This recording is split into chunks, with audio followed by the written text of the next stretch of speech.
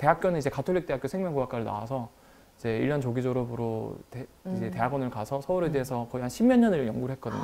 네. 석사 졸업하고 의학 박사 수료까지 하면서 졸업을 목전에 두고 제가 학교에서 나와버렸어요.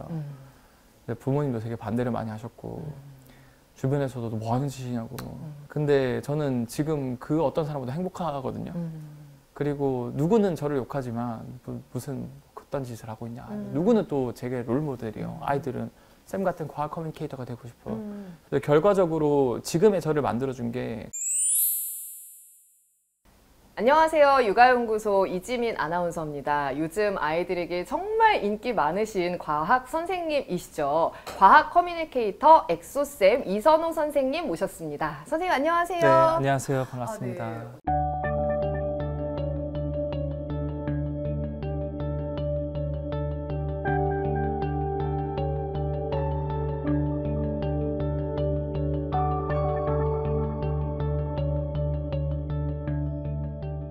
언젠가 꼭 한번 만나 뵙고 싶었는데 네. 이렇게 육아연구소에 나와주셔서 너무 감사합니다. 저는 저보다 어린 줄 알았거든요. 정말. 최강동원. 네. 저는 되게 놀랐습니다. 저희가 네. 월드컵 이야기를 하다가 네. 의도치 않게 나이가 공개돼서 너무 부끄럽습니다. 네, 저는 그래서 2002년 월드컵 혹시 보셨나 어릴 때라서 못 봤을 것 같다라는 의도로 말했는데 대학생 성인이라고 하셔가지고 네. 뭐지? 분명히 나보다 어린다고 생각했는데 아니 물어봤는데 여기 7살이었다고 월드컵 네. 때. 네. 그래서 월드컵 얘기를 어디 가서 다시는 하지 말아야 되겠다라는 귀한 교훈을 얻었습니다. 네, 알겠습니다. 오늘 저희가 아이들의 진로 선택과 직업 세계에 대해서 이야기를 나눠 볼 텐데요. 네네. 그래서 이 어떻게 보면 조금 생소할 수도 있는 직업인 과학 커뮤니케이터인 선생님을 모시게 됐어요. 네네. 처음부터 이 직업을 꿈꾸셨던 건 아니죠. 어떻게 좀 선택을 하게 되셨나요? 일단 과학 커뮤니케이터가 어떤 일을 하는 거냐면 네. 과학자 입장에서 이 과학을 설명하는 거랑 과학 커뮤니케이터 입장에서 과학을 설명하는 게 다르거든요. 그래서 제가 연구했던 분야를 과학자 입장에서 설명한다면 네. 저는 이제 세포에 있는 멀티 베지큘러 바디라는 녀석이 바깥으로 분비될 때 네. 엑소솜이라는 게 분비되는데 네네네. 그 안에 프로테인이나 RNA 이런 게 포장돼 있어요. 그게 다른 세포로 전달돼서 다른 세포의 이런 신호 전달을 도와주는데 네. 어렵잖아요. 지금 딱 봐도 이제 한국말로 해도 이걸 똑같이 과학 커뮤니케이터가 설명을 한다면 네. 사실 우리도 서로 얘기를 하고 싶으면 편지를 쓰기도 하잖아요. 네. 그다음 뭐 택배를 보내고 근데 세포도 똑같은 행동을 해요. 새끼손가락에 있는 세포가 발가락이랑 얘기를 하고 싶으면은 편지를 작게 써가지고 포장을 해서 네. 택배를 보내요. 네. 이게 어떻게 보면 세상에서 가장 작은 택배겠죠. 세포가 보내니까. 네. 그 분비물질 택배 이름이 엑소솜이에요. 실제로 대중분들이 과학기술이 발전함에 따라서 과학자들이 생각하는 그런 아이디어나 쓰는 용어나 이런 것들을 오롯이 100% 이해를 못하고 있는 상황이거든요. 네. 그러면 이 중간다리 역할이 필요하지 않을까. 네, 그런 역할을 하는 데 있어서 저는 그거를 너무 좋아하고 잘하는 걸 발견하게 된 거죠. 그래서 과학 커뮤니케이터로서 내가 살아가야 되겠다. 이렇게 마음을 먹고 이제 진로를 확 튼 거죠. 네. 네. 20대 후반에. 네. 그러니까 두 번째 설명을 들으니까 확 이제 귀에 쏙쏙 꽂히면서 어떤 내용인지 알 것 같아요. 그러니까 네. 그런 차이점이 있군요. 그렇죠. 그럼 원래는 어떤 거를 꿈꾸셨어요? 사실 저도 이제 나이가 어느 정도 있는지라 네. 30대 중후반으로 네네. 이제 가고 있거든요. 네. 그래서 제가 학생 시절에만 해도 굉장히 획일적인 문화였어요. 그리고 무조건 1등이 성공할 수 있는 시대다. 그게 뭐 남녀노소 누구든 그게 정답이라고 생각을 했었고 저도 거기에 시스템에 갇혀서 그게 행복의 기준이고 그게 성공 방정식이라 생각해서 살아갔어요. 그렇게 해서 저는 다행이게도 제가 좋아하는 건 찾았거든요. 네. 과학이라는 분야. 네. 그래서 과학 분야에서 1등이 돼야 되겠다 생각을 해서 열심히 노력을 했는데 아무리 해도 1등이 될 수 없는 거예요. 그래서 뭐 대한민국에서 제일 많이 주는 장학금이 있거든요. 그것도 받기 힘들어요. 막 영어로 면접하고 블라인드 평가도 몇 번에 걸쳐서 해서 1억을 주는 장학금인데 그것도 받아보고 뭐 SSCI급 논문도 내보고 뭐 아시아 톱 저널에도 막 내보고 해도 저보다 잘하는 사람이 너무 많아요. 이게 끝이 없구나. 심지어 노벨상 받은 사람들도 인터뷰 얘기 들어보면 나보다 날고 기는 사람들이 많다 이런 세상인데. 그래서 제 평생의 기준이 되었던 그 가치관이 송두리째 그냥 무너져 내리는 순간이 그때였거든요. 20대 후반쯤에. 그래서 그때 급식한 좀 우울증이 찾아왔었어요. 그래서 집안에 경제적인 문제도 있었고 그 다음에 저 나름대로 자아도 굉장히 흔들리는 시기였고 근데 이제 사람이 이제 생존 욕구가 있잖아요. 네. 내가 그러면 여기서 내 인생이 끝이 나나가 아니라 한 번은 그래도 다시 도전해보자. 이런 생각으로 의지도 중요하지 이것뿐만 아니라 중요한 과학적으로 할 수 있는 행동들이 많거든요. 그런 걸 통해서 극복을 했는데 결과론적으로 이 제가 좋아하고 잘하는 게 과학뿐만 아니라 좋아하는 것들이 많더라고요. 그래서 이제 이것저것 경험하다 보니까 설명하는 것도 되게 좋아하는 걸 알게 됐고 사람들을 되게 좋아하는 사람이었고 그런 것들을 접점을 묶다 보니까 이 과학 커뮤니케이터가 어떻게 보면 내가 좋아하면서 잘할 수 있고 지속 가능한 일이라는 걸 깨닫게 됐고 그래서 그렇게 좀 활동을 할 수 있게 된 것 같아요. 그럼 세 가지를 고려하신 거네요. 네네. 좋아하는 일, 잘할 수 있는 일, 네. 그리고 지속 가능한 가능한 일. 그럼 아이들의 경우 어렸을 적부터 다양한 걸 경험해보고 나를 좀 객관화해 볼 수 있고 또 내가 좋아하는 걸 찾아야 된다는 그런 생각을 갖는 것도 너무 중요할 것 같은데 맞아요. 네. 부모님이 옆에서 어떤 역할을 해주면 좋을까요? 제가 아는 분 중에서 부모님이 되게 부유해요. 그래서 이제 나름 아이한테 다양한 경험을 시켜주고 싶고 부담은 안 주면서 네. 그래서 막 몇백만 원짜리 체험도 해주고 뭐 좋은 숙소에 뭐 다양한 경험 해주고 이제 아이한테 집에 가면서 오늘 뭐가 제일 재밌었어요. 그러니까 그걸 궁금하잖아요. 네. 물어봤어요. 부담 안 주는 선에. 그러니까 아이가 하는 말이 그 몇십만 몇백만 원짜리 체험이나 이런 거 다양한 거 한마디도 안 하고 오늘 엄마 아빠랑 출발할 때 그 세차할 때 그 차 이거 씻기는 게 너무 신기했다고. 그러니까 부모님들이 또는 이 사회 시스템이 규정해 놓은 아이한테 좋은 거 뭐 이런 거 이런 게 정답이 아니라는 거예요. 아이는 전혀 우리가 예상하지 못한 거에서 영감을 받고 그 5,000원짜리 세차에 아이는 그 순간의 경험이 그 평생에 가기도 하거든요. 그렇게 생각해 보면은 너무 부모님이 아이를 위해서 뭘 해줄까라는 욕심을 일단은 내려놓는 게 중요하다 생각하고요. 두 번째로 부모님은 그냥 그라운드만 만들어줘야 되는 역할이지 거기서 옆에서 같이 뛰어주는 플레이어가 되면 안 된다고 생각해요. 어디까지나 자신을 객관화하려면 본인 스스로 겪고 넘어지고 부닥쳐 보면서 자기 자신을 파악할 수 있거든요. 원래 자기는 자기 어릴 때 기억 잘 못하잖아요. 내 어릴 때 어땠냐고. 그러니까 엄마 아빠가 네 바보였지 이라는 거예요. 네. 그래서 내가 바보였다 그러니까 네 진짜 바보였다 이러면서 네가 초등학교 3학년 때도 한글을 못 썼다 이러는 거예요. 그리고 뭐 시험 치면 전부 다 틀렸다 이러는 거예요. 전부 다 틀렸는데 답은 특이했다 이러는 거예요. 그래서 뭐 예를 들어서 뭐 시험 문제에 초등학교 저학년 때 숫자 27이 나오고 다음 수를 읽고 쓰시오 이런 문제가 있는데 이게 국어 문제였어요. 네. 그럼 당연히 한글로 27을 쓰는 게 정답이었는데 저는 굉장히 나름 직관적인 아이였나 봐요. 다음 수를 읽고 쓰시오 하니까 저는 선입견이 없었기 때문에 수가 끝이 없는데 이러면서 28부터 숫자 몇 천까지 계속 쓴 거예요. 1번 문제부터 계속. 2번 갈 수가 없어. 그래서 몇 천까지 갔는데 수가 안 끝나니까 뒤집어서 막 썼어요. 그래서. 닭새도다. 그러니까 네. 선생님이 막 애가 막 귀신 들린 것처럼 이상한 거 쓰니까 엄마한테 전화해가지고 애가 좀 이상하다고. 근데 부모님이 저를 혼내지 않았거든요. 그리고 어렴풋한 기억으로 선행학습이나 학원 이런 걸 전혀 안 보냈어요. 그렇다고 이제 엄마 아빠가 저를 방목한 거, 방치한 거 이런 건 아니고 그 시간에 학원 갈 시간에 손잡고 엄마 아빠랑 뭐 물고기 잡으러 가고 뭐 곤충 잡으러 가고 아니면 뭐 등산하고 같이 뭔가 체험을 많이 했어요. 그러니까 저는 자연스럽게 그것 덕분에 자연을 책에서 안 배우고 있는 그대로의 자연을 느꼈고 그것 덕분에 저는 과학이 좋아질 수 있었거든요. 네. 제가 말씀드리고 싶은 건 이런 거라는 거죠. 결국 부모님의 역할은 돈이 많아서 해줄 수 있는 것도 아니고 부모님이 똑똑해야만 해줄 수 있는 것도 아니고 결국 환경 조성인데 그 환경 조성이란 게 어렵지가 않거든요.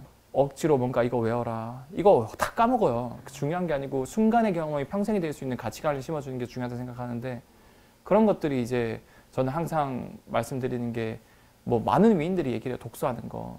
독서라는 거 자체가 다른 사람들의 인생을 압축해 놓은 거거든요. 네. 그래서 그런 거 읽어보면은 결국 인생은 A와 B 사이의 선택이에요.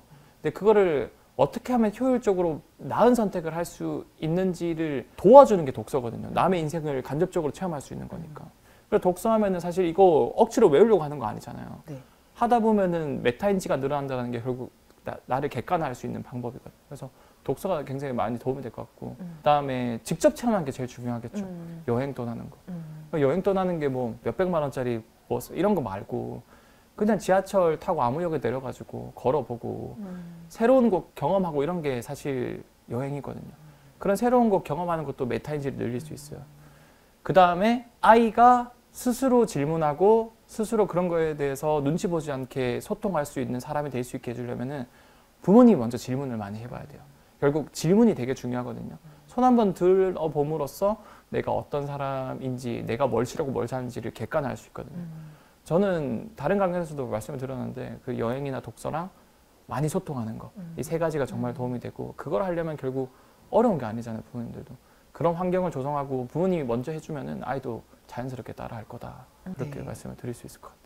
정말 말씀하신 것처럼 그라운드를 만들어주고 같이 책도 보고 같이 새로운 거 경험하고 또 그 속에서 발견하는, 엄마가 발견하는 거, 아이가 발견하는 거 서로 대화 나누고, 그런 부분들이 결국엔 아이가 자기 자신을 볼 수 있고 그렇죠. 또 미래를 생각해 볼 수 있는 그런 계기들이 될 것 같네요. 맞아요. 네. 맞아요. 최근에 이런 그 육아 관련해서 이제 유명하신 분들이 많잖아요. 진아영 교수님인가? 네네. 그분께서도 이게 많이 안아주고 사랑이란 표현 많이 하라 이런 말씀을 하시는데, 이게 사실 과학적으로도 틀린 게 아니거든요. 쥐들 중에서 브루스라는 쥐가 있는데 너무 사이가 좋은 거예요. 그래서 막 남편이 대신 육아해주고 더 글로리 봐라 내가 이렇게 해줄게 이러면서 너무 사이가 좋은 거예요. 바람도 안 피고. 근데 비슷한 종의 쥐인데 어떤 쥐는 맨날 싸고 바람만 피고. 그럼 얘네들의 차이가 뭘까 보니까 이 옥시토신이나 바소프레신이나 호르몬이 있는데 그 호르몬이 어느 정도 일정 농도 이상이 되면은 굉장히 유대감이 깊어지고 서로한테 헌신적으로 되는 거거든요. 사람도 그럴까 봤더니 실제로 사이가 돈독한 부부들 있잖아요. 100년 해로하는 부부들, 이런 옥시토신, 바소프레신 농도가 되게 높아요. 근데 이런 게 뭔가 분비가 어려울 것 같지만 쉬워요. 아이 한 번 꼭 안아주고 우리 자식한테 사랑해 표현하는 거, 이 한마디 하면 뭔가 막 베베 꼬이고 막 이상 소름 돋는 그 느낌 있잖아요. 그때 호르몬이 나오거든요. 그러니까 그렇게 표현하라고 안아주라는 게 단순히 정서적으로 도움이 되는 게 아니라 그런 호르몬들이 결국 유대감 호르몬이기 때문에 융합형 인재로 만들 수 있거든요. 그래서 제가 말씀드리는 게 단순히 환경 조성이나 의지나 이런 것들도 중요하지만 이런 호르몬 같은 물질적인 것도 되게 중요한데, 그런 물질적인 것을 변화시킬 수 있는 방법이 과학적으로 연구되고 있고, 그런 것 중 하나가 이제 뭐 사랑의 표현하기나 아니면 안아주기. 근데 부모님이 과학적인 원리는 몰랐지만 저한테 많이 해줬다. 어머님께서 선생님이셨거든요. 딱 이렇게 안아주면은 그 어떤 것보다 그 포근한 탕에 들어간 느낌? 그런 걸 느꼈거든요. 그게 아마 그게 호르몬적인 작용인 것 같긴 한데, 제가 너무 이과 감성이긴 하지만 아무튼 그런 거 덕분에 제가 좀 별나게 될 수 있었던 것 같아요. 왜냐하면은 대학교는 이제 가톨릭 대학교 생명공학과를 나와서 이제 1년 조기 졸업으로 이제 대학원을 가서 서울의대에서 거의 한 10몇 년을 연구를 했거든요.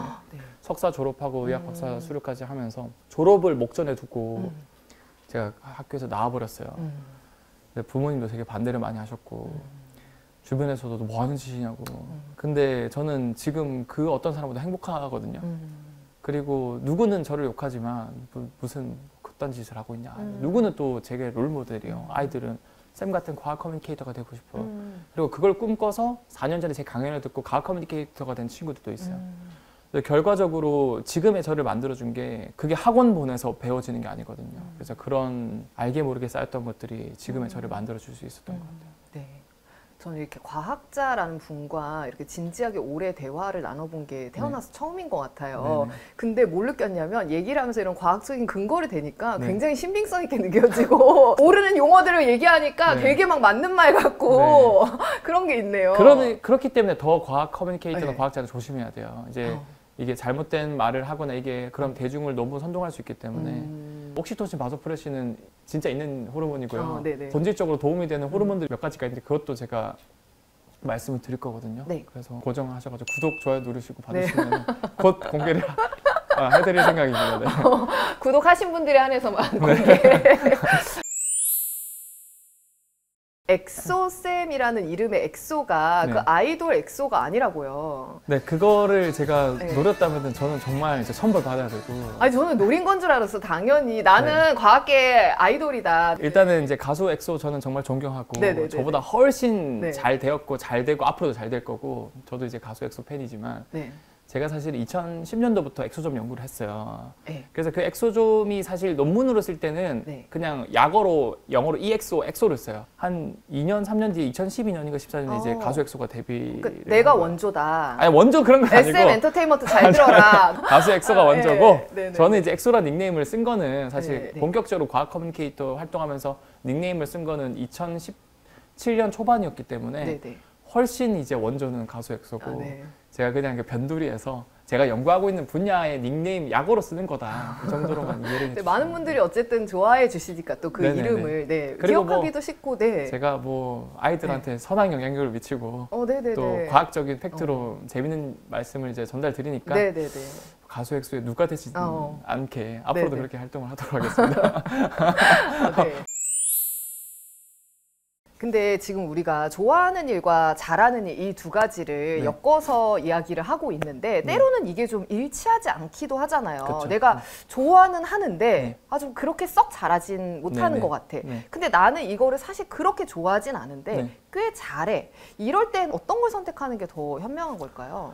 일단 내가 좋아하면은 네. 그걸로 저는 거의 8할 9할은 성공했다고 생각을 해요. 왜냐하면은 내가 뭔가 음악을 좋아하는데 사실 음악을 좋아했을 때 탑급 가수만 성공할 수 있는 게 아니잖아요. 네. 음악을 좋아하면은 그걸 통해서 세분화한 직업들이 너무 많아요. 뭐 가수, 래퍼, 작곡가, 연주가, 뭐 음악 선생님, 아니면 음악을 통한 뭐 방송이든 뭐든 그게 단순히 한 분야뿐만 아니라 모든 지금 분야가 4차 산업혁명 시대가 오면서 그 분야의 세분화가 되고 있다는 거죠. 그러니까 내가 좋아하는 건 사지만 그 분야의 세분화된 분야에서 잘하는 게 무조건 나올 수밖에 없어요. 그리고 제가 과학 커뮤니케이터라는 일로 바꾸게 된 계기도 내가 과학을 좋아하지만 진짜 1등이 될 정도의 잘하는 건 아니었어. 근데 제가 그런 해법이나 앞으로의 문화가 흐름이 바뀐다 그랬잖아요. 한 분야에 무조건 잘하는 걸 스페셜리스트라고 하지만 이제 스페셜리스트가 필요 없고 그냥 평균 이상 잘하는 것들을 묶어서 그거를 두루두루 잘하는 제너럴리스트가 이제는 성공할 수 있는 시대거든요. 지금 잘하는 알파 세대들도 다양한 경험을 통해서 좋아하는 게 아니고 좋아하는 것들을 찾아서 그런 것들을 조금이라도 빠르게 경험하다 보면은 그게 묶여서 좋아하고 잘하는 게 평균 이상이 되는데 그것들이 묶이면은 누구도 따라올 수 없는 그 분야 1등이 될 수 있는 거죠. 네. 여러 좋아하는 것들을 찾아서 교집합을 찾아보는 그런 일들을 계속해야 하는 거네요. 그렇죠. 요즘 정말 인기 있는 말이 중꺾마인 것 같아요. 네. 중요한 건 꺾이지 않는 마음. 근데 네. 선생님은 중요한 건 꺾이지 않는 몸이라고 얘기하신다고요. 네, 이게 제가 밀고 있는 단어인데 네네. 2022년이 중꺾마, 중요한 건 꺾이지 않는 마음이면은 네. 2023년은 중꺾 몸이 돼야 된다. 그러니까 그게 무슨 말이냐면 나 이거 뭔가 해야지. 난 할 수 있어. 의지를 하는데 사실은 새해 1월 시작하면 1, 2주 지나면 이 중요한 건 꺾이는 마음이 돼버리거든요. 네네네. 그러니까 왜 그러냐면 그런 중요한 건 꺾이지 않는 마음이 지속 가능할 수 있는 몸을 먼저 만들어야 된다는 거죠. 그 마음은 결국 몸에서 온다고 저는 생각하거든요. 그래서 최근에 네이처지 논문에서도 좀 흥미로운 연구 결과가 있는데 네. 그 연구용으로 쥐를 샀는데 유전자가 똑같아요. 이제 쌍둥이 같은 개념이죠. 근데 어떤 쥐들은 계속 쳇바퀴를 돌아요. 포기 안 하고 열심히 운동을 열심히 계속. 근데 똑같은 유전자를 가지고 있는 쥐인데 어떤 쥐들은 계속 누워서 그냥 뭐 넷플릭스만 보고 쥐승 연애 이런 거만 보고 어떤 쥐는 포기 안 하고 어떤 쥐는 어떻게 이렇게 작심 3초가 되냐 네. 검사를 해보니까 이 호르몬이 차이가 났던 거예요. 네. 그래서 열심히 쳇바퀴 도는 쥐들은 동기부여에 도움이 되는 이런 또는 행복감을 도와주는 도파민이나 세로토닌 이런 것들이 네. 그 게으른 쥐들에 비해서 높았던 거예요. 쥐 뱃속에 네. 쥐 몸을 구성한 세포보다 더 많은 세균이 살고 있거든요. 네. 근데 우리도 똑같아요. 네. 사람 몸이 30조 개의 세포로 이루어져 있는데 우리 장에는 50조 마리가 넘는 세균이 살고 있어요. 네. 네.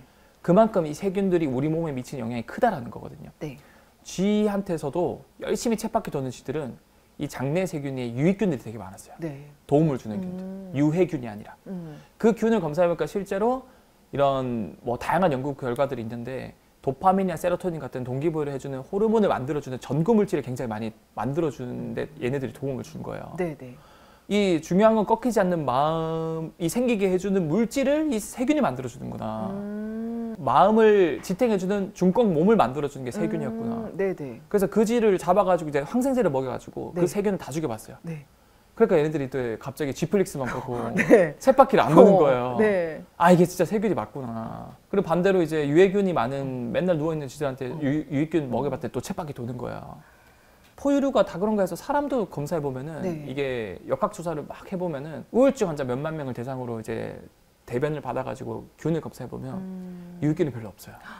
그리고 유해균이 되게 많아요. 그러니까 이 기분이란 게 네. 단순히 뭔가 의지나 정신 이런 게 아니라 이 물질에서 바뀐다라는 거예요. 어떻게 보면 세균이 우리를 조종하고 있다라고 네네. 봐도 무방할 정도니까 결과적으로 여러분들이 조금은 그런 중꺽말을 만들기 위한 중꺽 몸을 먼저 만들 때 그 몸을 만들기 위해서는 요거트 퍼먹어라. 네. 너무 좋아요. 네. 왜냐면은 중꺽마가 안 됐을 때 정말 자기 자신을 많이 탓하게 돼요. 나는 왜 이렇게 의지가 없을까? 내 마음은 왜 이럴까? 근데 그게 아니라 내가 중요한 건 꺾이지 않는 몸을 먼저 만들지 못했구나. 그렇죠. 어떻게 몸을 만들어 볼까? 어떻게 준비를 해보면 좋을까? 이런 방향으로 발전적으로 생각해 볼 수 있기 때문에 너무 좋은데 지금 딱 이 부분만 보신 분들은 유산균 광고가 아닌가? 자, 이제 저희가 여기 PPL이 아닌데 왠지 갑자기 번호가 뜨면서 지금 주문하세요 할 것 같은데 어쨌든 저희 PPL은 아니라는 아닙니다. 거. 네. 네네. 전혀 아니고 네. 그리고 사실은 제가 그 우울증 환자였거든요. 네. 제가 5년, 6년 전에 중등도 우울 에피소드를 앓고 있었어요. 그러니까 그거를 이겨내기 위해서 제가 요거트를 퍼먹었거든요. 실제로 저는 최근에 제 대변 검사를 했는데 장에 사는 세균들 유익균이 네네네. 얼만큼 많은지 제 평균 30대 평균 대비 유익균이 56%나 많아요. 상한가가 30%잖아요, 주식에. 근데 56% 많고 그거보다 더 중요한 게 유해균 수치인데 이제 평균이 뭐 한 이 정도 그래프가 있다 하면은 저는 그냥 밑바닥에 그래프가 없어요. 약간 평균 대비 0.14배 거의 90% 이상 저는 없거든요. 그게 저는 이제 3년, 4년, 5년 꾸준히 이런 이제 유산균으로 만든 요거트를 퍼먹고 그게 어떻게 보면은 저의 이런 장내세균을 바꿨고 그 장내세균이 만든 전구 물질이 그런 호르몬들을 바꿨고 그게 지금 저를 행복하게 해주는 원동력이 되었다라고 저는 말씀을 드릴 수 있을 것 같고 그리고 하나만 더 제가 말씀을 드리자면 이런 유산균뿐만 아니라 결국 세로토닌이 장기적으로 기저에 깔린 동기부여 호르몬이 될 수 있거든요. 이거 세로토닌 만드는 거 어렵지 않아요. 아침에 10분만 일찍 일어나서 어렵지 않잖아요. 햇빛 쬐세요, 햇빛. 햇빛 쬐면은 10분 정도만 쬐도 여러분들 가끔 뭔가 상쾌하고 그날따라 막 봄에 그런 상쾌하고 기분 좋고 뭐 들뜨고 잘할 수 있을 것 같고 의욕이 넘치는 가끔 그런 날 있잖아요. 그게 바로 세로토닌이 충만할 때 그런 기분이 고양이 되거든요. 그래서 아침에 일어나서 10분만 쬐도 그런 세로토닌이 나와요. 그러면은 그 세로토닌 덕분에 여러분들이 동기부여가 되고 좀 더 진취적인 인간이 될 수 있고 그 세로토닌도 나중에 저녁이 되면 숙면을 유도하는 멜라토닌으로 바뀌거든요.